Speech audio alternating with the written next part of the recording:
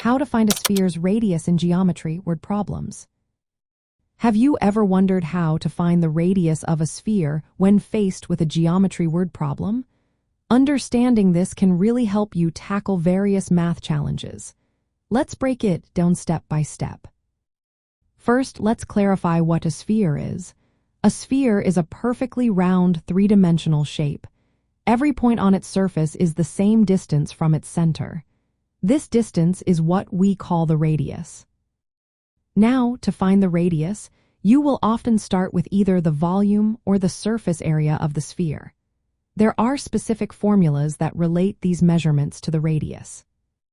For the volume of a sphere, the formula is volume equals 4/3 multiplied by pi multiplied by the radius cubed. If you know the volume, you can rearrange this formula to solve for the radius. Start with the formula for volume. Multiply both sides by 3 to get 3 times the volume equals 4 times pi times the radius cubed. Next, divide both sides by 4 times pi. This gives you 3 times the volume divided by 4 times pi equals the radius cubed.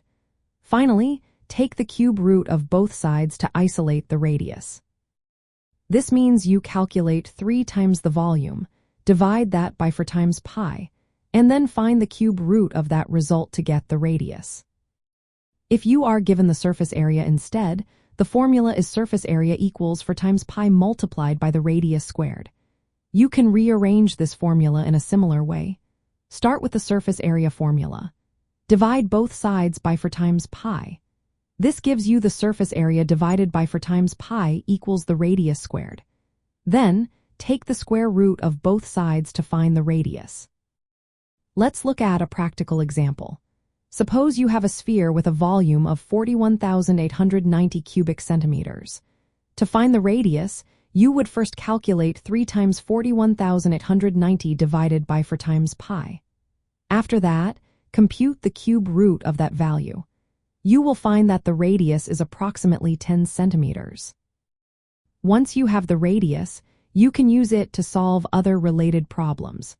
For instance, you can find the surface area or compare the volume with other shapes like cylinders or cones. When working on word problems, remember to identify what information is given. Is it the volume, surface area, or something else? Write down the formula that connects the radius to the information you have. Rearranging the formula to solve for the radius is key.